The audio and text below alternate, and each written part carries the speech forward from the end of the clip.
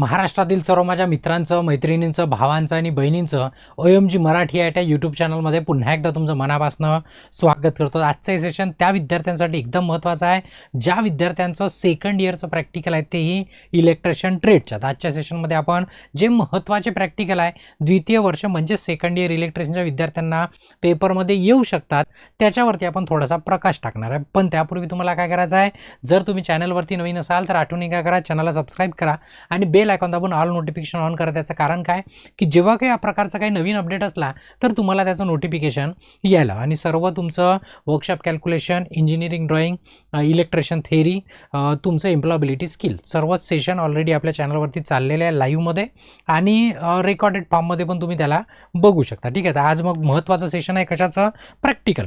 तर त्याच्याविषयी बोलतो एकदम शॉर्टमध्ये. तुम्हाला माहीत आहे की आपलं प्रॅक्टिकल जे असते 250 मार्क्सचं असते, म्हणजे 250 मार्क्सचं.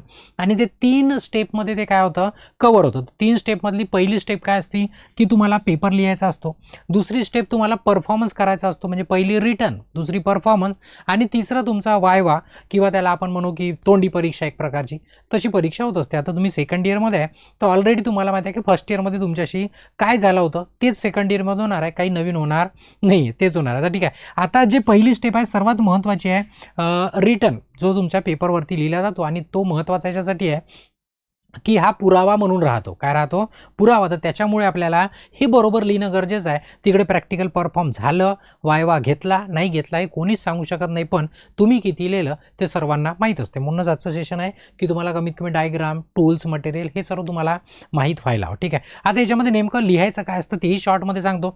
तुम्हाला तुमच्या प्रॅक्टिकलचं नाव लिहायचं असतं, जो तुमचा क्वेश्चन नंबर आहे तो, आणि जे रेडमध्ये टाकलेलं आहे ते जवळजवळ कंपल्सरी असतं. कधी तुम्हाला टूल्स लिहायचे असतात, कधी इन्स्ट्रुमेंट, कधी मशीन्स, कधी इक्विपमेंट, कधी मटेरियल असं लिहायचं असतं. त्याच्यानंतर जर तुमच्या पेपरमध्ये क्वेश्चनमध्ये डायग्राम असेल तर डायग्राम काढायची, ती सर्किट डायग्राम पण राहू शकते किंवा स्केमॅटिक डायग्राम राहू शकते. त्याच्यानंतर प्रोसिजर ऑप्शनल आहे, लिहायला सांगितलं तर लिहिणे किंवा क्वेश्चन पेपरमध्ये दिला असला तर लिहायचं, कारण आता 2026मध्ये बराचसा पॅटर्न काय झालेला आहे, बदल झालेला आहे. ठीक आहे, त्याच्यानंतर ऑब्झर्वेशन टेबल जर असणार त्याच्यामध्ये तर, म्हणजे कॅल्क्युलेशनचा पार्ट असेल तर मग कॅल्क्युलेशन आणि रिझल्ट आणि प्रिकॉशन. आता हे जे ऑप्शन आहे हे कसे आहे, हे ऑप्शनल आहे, हे ऑप्शनल आहे. मग रिझल्ट लिहावा लागतो आणि तुम्हाला प्रिकॉशन म्हणजे त्याला दक्षतामध्ये हे लिहावं लागतं. ठीक आहे, हे बेसिकशी माहिती होती नेमकी प्रॅक्टिकल परीक्षेबद्दल. आता तुम्हाला सांगतो की नेमके कोणते प्रश्न येऊ शकते. ठीक आहे, आता बघा डिस्क्लायमर याच्यासाठी दिलं की मी शक्यता दर्शवत आहे. काय दर्शवत आहे, शक्यता. तर त्या शक्यतेच्या आधारावर कोणतं राहू शकते ते तुमच्या माहितीसाठी तुम्हाला त्याची फ्रीमध्ये पण PDF तुम्हाला अवेलेबल करून देतो. काय कशी, फक्त कॉन्सन्ट्रेशन लक्ष द्या. ठीक आहे, आता हे प्रॅक्टिकल राहणार आहे सेकंड इयरचं, तेही उद्याच्या तारखेचं, म्हणजेच आपण म्हणू त्याला 9 तारखेचं जे आहे, कारण की रोज आता पेपर बदलत असतो त्याच्यामुळं. तर पहिला जर क्वेश्चन बघितला तर पहिला प्रश्न असणार तुमचा 4 पॉईंट. पहिला म्हणजे बघा प्रश्न खालतीवरती राहू शकते एक चान्स.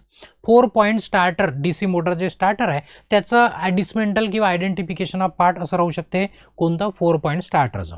त्याच्यानंतर अल्टरनेटरचं बिल्ट अप व्होल्टेज राहू शकतं. आता बघा एक्झरसाइज नंबर जे दिली आहे ना नवीन निम्मीच्या पुस्तकातले, आता ही याची तुम्हाला PDF मी प्रोव्हाइड करून देणार आहे, ते समोर सांगतोच. पुन्हा एक अल्टरनेटरवरती क्वेश्चन येऊ शकतो.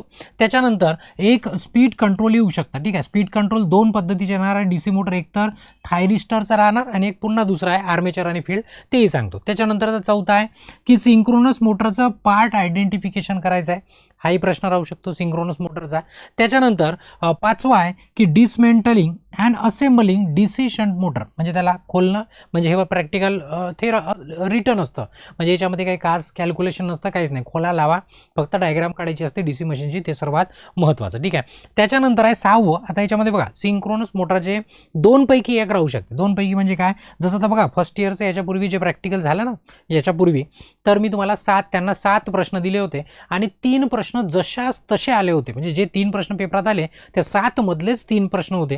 तसंच आज पण तुम्हाला मी 7 सांगतो, होते याच्यातले होऊ शकते की 3 जशाच तसे येऊ शकते, काही कन्फर्म गोष्ट नाही, अंदाज आहे आपला. काय अंदाज, पेपर आल्याच्या नंतर आपल्याला कळेलच. ठीक आहे, आता बघा कनेक्ट स्टार म्हणजे सिंक्रोनस मोटरचा एक राहू शकते, एक तर V कर्ववरती राहू शकते किंवा त्याला मी ऑरमध्ये ठेवलेला आहे कोणतं व्होल्टेज रेग्युलेशन राहू शकते, अल्टरनेटरचं किंवा सिंक्रोनस मोटरचं. आता डिपेंड करते, दोन्ही सारखे येणार नाही पण दोघांपैकी एक फसू शकतं, दोघापैकी एक फसू शकतं. त्याच्यानंतर आहे पुन्हा स्पीड कंट्रोल आहे DC मोटरची, पण ते फील्ड आणि आर्मेचर कंट्रोल आहे. कोणते फील्ड. आणि बघा एक काय होती स्पीड कंट्रोल होती DC मोटरची युजिंग थायरिस्टर, आणि DC ड्राईव्ह हे इलेक्ट्रॉनिक्स बेस होतं, आणि हे आपला आर्मेचर आणि फील्ड रेजिस्टन्स किंवा रिओस्टॅट बेस आहे असं म्हणू शकतो आपण. ठीक आहे, तर हे झाले तुमचे 7 पैकी तुम्हाला म्हणजे पेपरमध्ये 3 प्रश्न असतात, तर 7 पैकी मे बी तुम्हाला 3 प्रश्न येतात. आता येतात म्हणजे येणार. आता बघा जी तुम्हाला PDF आहे ती कुठनं मिळणार, जे आपलं टेलिग्रामचं चॅनल आहे, चॅनलचं नाव काय CST लॉन्चपॅड, आणि आपल्या यूट्यूबचं चॅनल काय नाव काय OMG मराठी ITI. आपलं मेन चॅनल आहे CST लॉन्चपॅड. सर्व आपण याच नावाने चालवतो, आपली ॲप पण याच नावाने आहे. फक्त तुम्हाला आता ITIचे म्हणजे स्पर्धा परीक्षा करायची आहे, तुम्हाला CST लॉन्चपॅडवर यावंच लागेल आज नाही तर उद्या. आणि जर तुम्हाला ITIचा अभ्यास करताय तुम्ही OMG मराठी ITI चॅनलवरती आहे आत्ता, आणि याच चॅनलवर सर्व लेक्चर होतात, सर्व ITIच्या संबंधित अपडेट पण मिळतात.